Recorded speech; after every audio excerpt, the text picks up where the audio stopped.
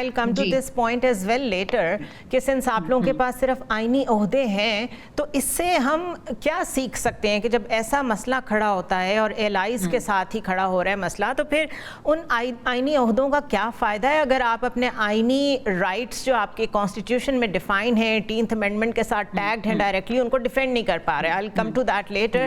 مہر, یہ جو سندھ میں مسئلہ ہے کینالز کا, اس پہ پیپلز پارٹی نے کہا کہ کاؤنسل آف کامن انٹرسٹ کا آپ اجلاس بلائیں, ایکنک پہ اس کو ریز کر رہے ہیں, ہر ٹیئر کو اسٹرائک کر رہے ہیں جہاں جہاں کر سکتے ہیں. کے پی میں مائنز اینڈ منرلز کے اوپر پہلے تو یہ ہوا کہ علی امین گنڈاپور واز ویری شیور, انہوں نے کہا کہ اس پہ تو کسی کو کوئی پرابلم ہی نہیں ہے, ہم اس بل کے ساتھ کھڑے ہیں, اور انہوں نے کہا بانی پی ٹی آئی کی انڈورسمنٹ حاصل ہے. اب اگر یہ کہہ ہی دیا ہے ڈائریکٹلی بانی پی ٹی آئی نے کہ وہ چاہتے ہیں کہ اس پہ ان کو مکمل بریف کیا جائے, تب تک وہ اس کے اوپر بالکل ایگری نہیں کرتے. ایک تو اس کو ایکسپلین کریں کہ یہ کانٹرڈکشن کیوں آئی, دوسرا پھر اگر کانٹرڈکشن آئی گئی ہے تو پھر اس کو پیپلز پارٹی کی طرح آپ لوگ کسی فارمل پلیٹ فارم پہ ٹیک اپ کر رہے ہیں. جی السلام علیکم سنیرا, بالکل مائنز اینڈ منرلز پہ بھی گفتگو کرتے ہیں. It's not that complicated an issue, مگر جو پانی کا مسئلہ ہے اس پہ میں ذرا کچھ کہنا چاہوں گی.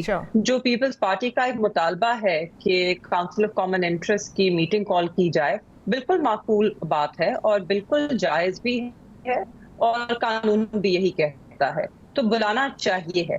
اب مسئلہ یہ ہے کہ صرف آئینی عہدے نہیں ہیں پیپلز پارٹی کے پاس. پیپلز پارٹی وہ جماعت ہے کہ جس کے ووٹوں کے بغیر حکومت کھڑی نہیں ہوتی. تو پیپلز پارٹی کے پاس جو طاقت ہے, اگر تو وہ چاہیں وہ اس کا استعمال کر سکتے ہیں, مگر شاید اس لیے ان کے الفاظ کو سنجیدگی کے ساتھ نہیں لیا جا رہا نون لیگ کی طرف سے, کیونکہ نون لیگ بھی یہ جانتی ہے اور ان کے کچھ بیانات ہیں جس سے یہ اشارہ اندیا ملتا ہے کہ نون لیگ جانتی ہے کہ پیپلز پارٹی صرف مگرمچھ آنسو رو رہی ہے اس ایشو پہ. اس کے اندر تین چیزیں اندہی کرتی چلو.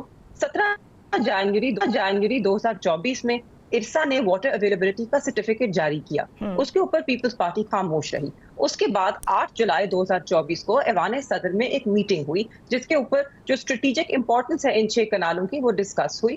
اس میٹنگ میں بھی اس کے minutes are not available to the public, مگر جو ممبرز آف پارلیمنٹ ہیں وہ ان کو ریکویزیشن کر سکتے ہیں اور اس پہ دیکھ سکتے ہیں, جس کا حوالہ عظمیٰ بخاری صاحبہ نے بھی دیا جب انہوں نے کہا کہ پیپلز پارٹی مسئلے کو سیاسی بنا رہا ہے, وہ ذرا جا کے اپنے صدر سے پوچھیں کہ کیا انہوں نے اس کی منظوری دی ہے کہ نہیں دی ہے. تو اس سب گفتگو سے جو ہے ذرا کچھ ابہام پیدا ہوتے ہیں کہ پیپلز پارٹی اصل میں کھڑی کہاں ہے اور نون لیگ ان کو سنجیدہ کیوں نہیں لے رہی. شاید ہو سکتا ہے کہ اندر سے کوئی مکمکا ہو کہ اوپر سے رولا ڈالے جاؤ اور اندر سے ان کے ساتھ ملے بھگت آپ چلائے جائیں. تو دیکھیے پیپلز پارٹی کے پاس اب ایک ہی آپشن بچا ہے. اگر تو وہ واقعی سنجیدہ ہے سندھ کے لوگوں کا جو کہ حقوق ہے اس کے تحفظ کرنے میں, تو پھر اب انہیں they will have to walk the talk. اب صرف باتیں نہیں چلیں گی, اب ان کو ایک ایکشن لاہے عمل سامنے لانا ہوگا. اب آتے ہیں مائنز اینڈ منرلز بل پہ.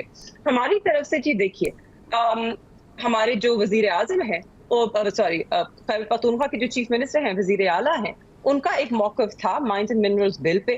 انہوں نے اپنی کابینہ سے اسے پاس بھی کرایا, مگر اس کے بعد جو ہماری جماعت ہے پاکستان تحریک انصاف, اس کا کھل کے ایک موقف سامنے آیا.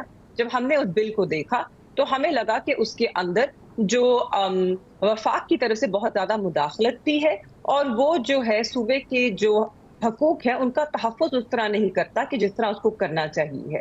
اس وقت پاکستان تحریک انصاف کا ایک ہی موقف ہے کہ خان صاحب کی رہائی تک اس بل کے اوپر مزید کوئی پیش رفت نہیں ہوگی.